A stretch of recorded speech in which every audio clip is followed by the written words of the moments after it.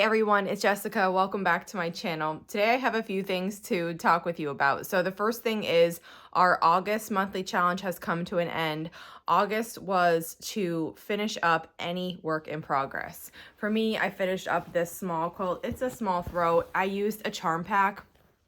It's 9 across and 10 down. So it's like around 42 by around 45. It's a good size for a large baby quilt or even a lap quilt.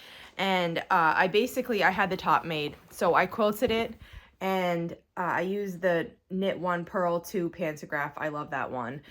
This is the backing that I chose. And then I just did a quick machine binding on it. So I finished that up. I had another one to finish that is exactly the same but different fabric. I got the quilting done on that one, but I didn't get the binding done. So I'll do that this month. The binding's really quick, and then I'll be finished with that one also. Our challenge for September is to make any type of hot pad or pot holder. I've made these before here on the channel. They're really fun and very useful. I'll definitely be doing a tutorial on how I'm making mine. So if you've never made one before, or if you don't know how to make one, stay tuned. I'll do a video on how exactly I layer mine. And then if you want to participate, you can. The other thing I wanted to remind you of is that tomorrow we start the Holly Jolly sampler. I have been waiting for this since the beginning of the summer before my kids got out of school. I did have to push it back 2 weeks just to make it work with my schedule, and I have been meaning to do an intro video to show you the fabric that I'm going to use, but honestly, I didn't even pick it yet. So I'm gonna get looking for that, and then I will share more about that tomorrow. And we'll also make the first 2 blocks. But mainly for today, I want to show you the stars that I'm making using the autumn bundle. Those sold out really quick, so if you were able to grab one, great. And if not, I will be doing more bundles in the future. The next one will probably be Christmas. I actually already have it all here. It's cut. It just needs to be folded. So I think that's probably the one I'm going to release next.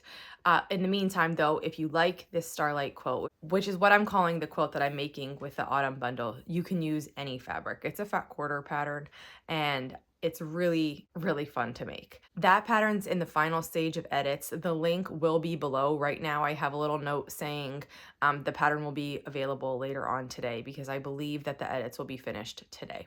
But whenever they are finished, I will update that link that's below and you can grab that pattern if you're interested. So let's get started. I have a few projects cut out here on my table, but I'm working on the Stars quilt using the fall fabric bundle. After a lot of requests, I've written a pattern up for this, and it has 5 different sizes in it. It's a fat quarter pattern, and it's really easy to make. It's basically just half square triangles and squares. And so I spent some time last week. I pieced all my half square triangles, and then now I'm just kind of going through and setting them up how I want them to be pieced. And then when I press them, I group them into groups of 8. I spread my colors out nicely, and basically you can see here I'm stacking them on this project board, but I have more to do on this side. And I don't typically press my half square triangles. I've talked about this before, but when I have a lot, like this uses a lot, I do press them. And so I have them stacked here in groups of 8. So I have 4 this way and 4 this way, and that's 1 stack. And then basically I just press them like this and kind of layer them, and it makes it really easy to trim these overhangs. So then I can just come right up to the triangle, cut these overhangs. I've explained this before, but I always get questions on my half square triangles. I prefer to do them the 1 at a time method, and I find for me it's the fastest. These scissors are so beautiful, but they need to be sharpened, so I'm trading out for sharp ones, and I'll trim these other ones. So I prefer the 1 at a time method. Basically, I prefer cutting the squares and then cutting them into triangles. I'm really accurate with my cutting, and it doesn't take a lot of thought. So for me, it's the path of least resistance. Like, it's the easiest for me to do it that way. And then what I like about it is once they're in triangles, you can just use the 1/4 inch foot and just feed them through in pairs. And they're super accurate for me like that because I'm using the 1/4 inch foot, and it's just the easiest. Of course, if you prefer to do the 4 at a time, the 8 at a time, you know, any of those methods, they're all great and fantastic. It really just depends on your preference. So whatever method you like, go with that. That being said, I do think it's valuable to try all the methods, because if you just stick with one without trying, then you don't actually know what your favorite is because you haven't tried them all. So I do say this is my favorite method. It's because I've done them all so many times, and I do know how to do them, and if a pattern calls for that, or if I'm limited by my fabric sizes, then I know that I can do a certain other type, you know. But this by far is my favorite. It's very efficient. Have no waste because you make them to size. And it's basically the same calculation as if you were doing 2 at a time. So for example here, say you wanted a 2-inch finished half square triangle. You add 7/8 to that, and that's how you get the size square you start with. So 2 and 7/8. A lot of the times when people make them larger and then trim them down, they might bump that up. So instead of 2 and 7/8, maybe they'll bump it up to 3 inches. So you'd start with a 3-inch square. You'd sew, either you could cut across the diagonal and then sew 2, or you can sew 1/4 inch away from the center line. That's a 2 at a time. So the 2 at a time and the 1 at a time are the same size pieces. It's just, you know, the method that you're doing it. But I have, over the years, kind of decided to be exact, because I was getting a lot of wrist pain and fatigue from having to trim so many half square triangles. So instead of, stopping quilting, I just figured I have to figure out another way so I can enjoy making quilts and not be in pain. And then I decided to do the half square triangles with no waste. And so to do that, you're only adding the 7/8 to the finished size that you want. That's how you get your starting one. And so by using that exact measurement, once you sew it together like these, you don't actually have to use a ruler and a rotary cutter to trim anything. You just have these overhangs here. And it's very simple to just trim these overhangs, and it doesn't cause me any kind of wrist fatigue or anything like trimming with a ruler and a rotary cutter does, especially when you have a quilt that uses hundreds of half square triangles, and I make a lot of quilts. So the overlap between all of the quilts I make and how many of each unit, it's a lot. So this way gives me no fatigue, and I do love it. It's quick too. That being said, you do need to have a certain level of accuracy to make a block that requires no trimming, to make it accurately with no trimming. But that just comes with practice. So if you're making them and they're not accurate, don't be discouraged. You just need to make more of them, right? Don't make less, make more. Because sometimes people get frustrated with a certain unit and then they avoid it. Well, actually what you need to do is do more of it, because the more you make of it, the better you get, the more accurate you are, and the easier it is for you. So my goal here is to get all my half square triangles and all my pieces for this quilt laid out onto this project board, so then I can just piece these blocks whenever I have time, even if I'm only working, 1 or 2 at a time. But at least I know all my blocks are here. I have them all stacked here, and I'm ready to start sewing now. So to me, I really like working on projects like this. I have everything that I need stacked in this project board here now. I'm working vertically like I always do. So I'm taking first and the second piece in the first row, the first and the second piece in the second row, the first and the second piece in the third row, and then I'll next take the first and second piece in the fourth row. And then I will make as many blocks as I can make. So if I have a little bit of time, like right now, I think I have, this is my 4th one. And I'll chain piece the first 2 pieces of every row for however many I think I can do. Like if I only have a few minutes, I'll just do one block. If I have a little longer, I'll do 2, 3, 4. It really depends on the time. So whenever I have my first 2 rows done for all the blocks I could make right at this moment, I just cut the threads and I bring it all the way back to the beginning. Maybe I only have 3 blocks worth here.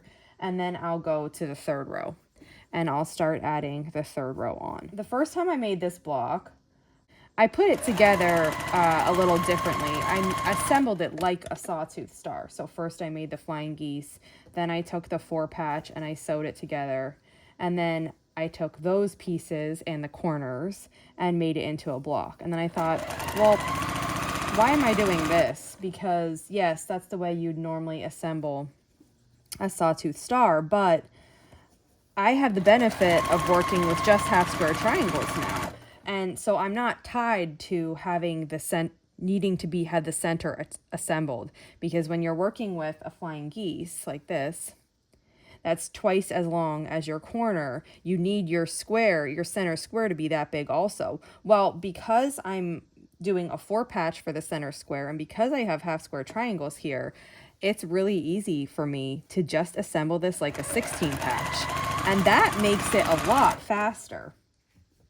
So that's how I have this block laid out, and that is exactly how I'm assembling it, like a 16-patch, 4 rows of 4.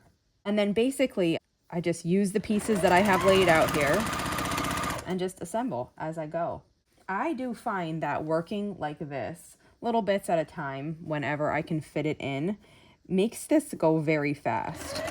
It's very fulfilling to just work little bits at a time and know you're making progress on this.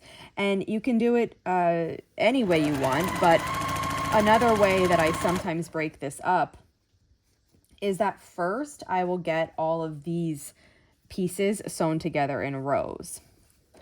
And then if I'm wanting, I can stop, because the thing is that my board right here, this can get bumped. I can drop it, a cat can lay on it, a child can move it, things can get out of order. So oftentimes I feel a tad bit rushed to get these pieces at least sewn together in rows like I'm doing now. But once they're in rows like this, and since I'm piecing this vertically, the pieces won't come out of their rows once you have this first bit done. So I am going to continue adding, this is my last one here for the 3rd column, and then I'm going to add the 4th column, and then I'll show you exactly what I mean. Okay, I'm putting my last square on this one here. Now I can decide if I want to finish sewing the blocks together or just stop at this point, because once I cut here, this is what's separating 2 blocks. Once I cut right here, everything is hooked together and it's not going to fall out of order. It can't get messed up. So sometimes I work to get to this point so that none of my pieces that I have painstakingly laid out in a certain order get bumped and messed around. Sometimes I don't. Sometimes I go right ahead and sew the block. But this is a good step that you can stop at where things can't get messed up, because even if you drop this, even if it gets bumped or knocked, it's not going to fall out of the order that you put it in. So what I can do now, if I wanted, I could make a stack of blocks that are complete up to this point, and then I can choose another time to come back and sew the 3 remaining seams on each of these blocks. And sometimes I work like this and I will save these seams for another day, and sometimes, like I said, I'll just go ahead and finish these now. It just depends on the type of mood I'm in. But for this one, I think because I don't want to get those fabrics out of order that I laid out, I'm going to work this way. So I'm going to stack these for now. I'll come back to this stack once I have all my blocks at this stage. Make 2 blocks just to show you. So this one has already been sewn together. I love how this looks. This block is so scrappy. The fall colors are fantastic, although this kind of pattern works with any color, any season, any holiday, any color grouping, whatever you can do. It's a very flexible and versatile star. So this one's not pressed, and then I also did make one that I pressed and I showed you before. And these blocks are just going to get sat right next to each other like this in the pattern, and then it's going to get a scrappy border all around them. So I'm doing the throw size. I need 30 blocks. I'm going to be working on that, and then once I have my blocks together, I'll show you what that looks like. But the pattern is below, and you can get a look at kind of roughly what the quilt looks like based on the image in the pattern. Well, that is all for today. Again, here's one of the blocks. I just think these are so beautiful. And yes, I do love it in these autumn colors because right now I am kind of in the autumn mood. But picture this in any color scheme with this scrappy white print background. I mean, it would be so beautiful. So no matter what fabric you choose to use, I know this will be beautiful. If you have any questions on this video, just let me know. And if not, I'll see you back here soon. Thanks for following along.